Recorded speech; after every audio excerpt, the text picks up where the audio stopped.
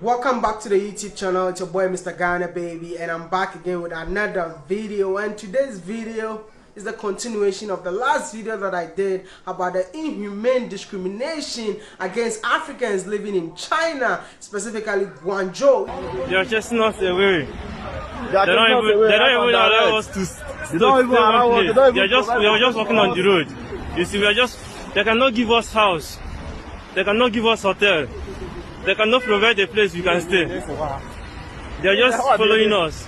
You see, they are just following us. They don't want us to stay one place. If I don't talk about it, I don't know who else is going to talk about it, because people are saying that I complain a lot. I'm not here to complain, but I'm here to create awareness, because what our fellow brothers and sisters are going through in China is really terrible, disheartening, and sad at the same time. I don't even know the exact word to describe what is going on at this very moment. And as a young African who have lived in China, who knows how it feels like to be discriminated, and having this platform, over 340,000 subscribers, I cannot keep quiet. I have to come in here, create awareness, so that you and I, as an army on YouTube, spread a message to the world to know that what is happening in China. You just have to do your best. Share the video, tag your ministers, tag your president, tag people in position in Africa to see what is going on in China. I'm not making things up.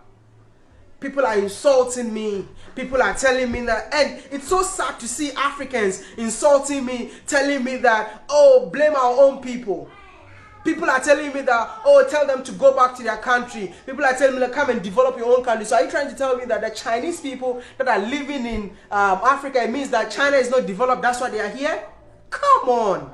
It's about time we forget the countries that we're coming from and come together as one Africa and support our fellow people. The self-hate is too much among us. Wake up, Africans. I just don't get it. This is sad. Just take a look at what our fellow brothers and sisters are going through right now. We are too many. We are too many. We are too many. We are too many. They keep pursuing us. They keep pursuing us. They are chasing us again. They are chasing us again. They are chasing us again. They are chasing us again. No house, nowhere. Anywhere we go, they will chase us. We have a lot of difficulties we are going through right now, because we have been in a lockdown for at least 3 months now, and we have a lot of challenges we are going through at this time. And the most challenge is racism. We are facing racism in a way that we cannot access medical care in hospitals. When we go to hospitals and we need any help, all they tell us is, please go away, after checking our passports and finding out that we are blacks, actually finding out that we are from Africa. Another challenge we face is we cannot use the public means. Because when we try to use the, like if you want to use a bus and you enter a bus, all the Chinese come out. They all come out and they leave you in the bus alone, like they are protesting they can't travel with an African. Another challenge is we are not allowed to use, like to go to the supermarket to buy what we want. We cannot use the hotels. When we go there, after checking your passport, the only thing they tell you is go away, please go away.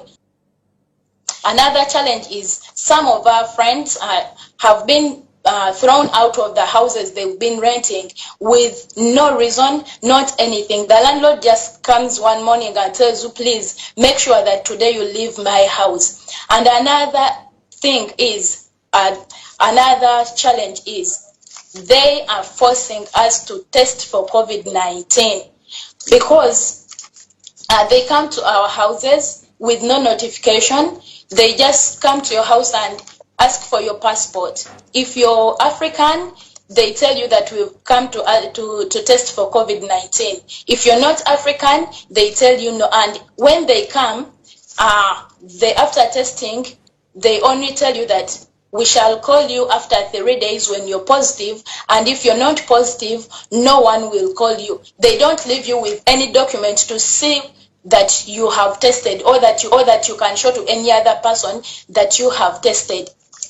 We also face a challenge of food, like we don't have food as for now. We don't have money for rent, and we ask the government to please intervene. Now, these people don't have places to sleep. They are all over the street of Guangzhou, and the police are still chasing them. So where do you expect these people to be? They cannot be on the street, right? They cannot be outside. So I suggest that hotels also, we have a check. If they check the foreigner, and the foreigner is okay, the foreigner has no virus, they can lodge him in a hotel. Instead of denying him not to lodge in a hotel. It could be dangerous also. And after chasing them all day, in the night, they have to sleep on the streets. Africans will never treat Chinese people this way in Africa. And I cannot keep quiet till something is done. When something is done, when African leaders decide to help them, I will keep quiet. And if don't help them, I will continue pressing on this story. No new video till something is done on this issue. Even some Chinese are speaking against what is happening. They are tweeting that please do not use vulgar language on the internet to attack a nation, especially black people. Africans do business in our country, only tens of thousands. We are in Africa, in the United States, in Japan, Britain, and other countries, and our numbers are even more than this. Law breaking or not, legal or not, own laws or supervision, do yourself first. Treat other nations in a civilized way. Treat other nations in a civilized way. Like I've seen some Chinese people going out at night to give blankets to black people. It's happening, brother. I'm not making things up. This is something that is real. Forget about the people who came to China to do business. What about the black people living in the country? Specifically Guangzhou. They were chased out of their house. Listen to what they are saying. The police came to our place and they evicted us. And not me. I wasn't there alone. I was there with my wife and my daughter. At least, even if you have to evict us like that, look at the small daughter and you ask us to move out. And you send us to the streets. And then you brought our things, packed everything on the streets. And then you left.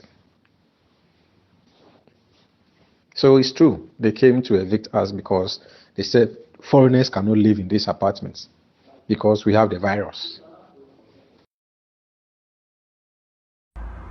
Hello world, hello Africa. This is your girl from South Africa. And today I'm going to share my experience with the COVID-19 in China. Guys, this has been the craziest 2 days of my life. I've never been so pressured like this in my life, especially living in China.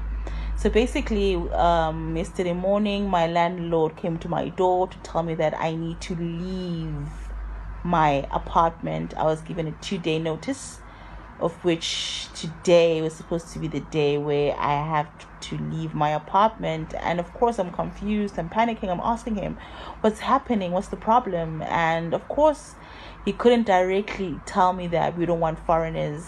The community doesn't want black people, the community doesn't want you here. So he just gave me some whack excuse that the police don't want foreigners in the building. That's what he gave me. So I'm on panic mode right now. I'm thinking what to do. I'm asking people what's happening, and some friends are telling me they're experiencing a similar situation.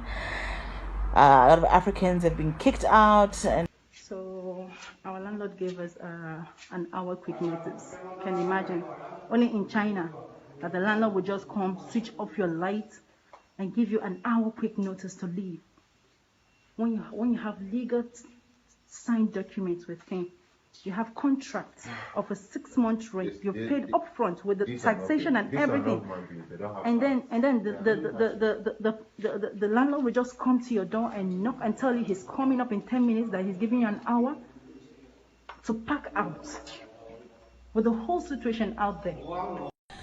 And the saddest thing is that when this whole COVID-19 broke out, it was Africans who came together to support China. They started chanting, 中国加油 Wuhan 加油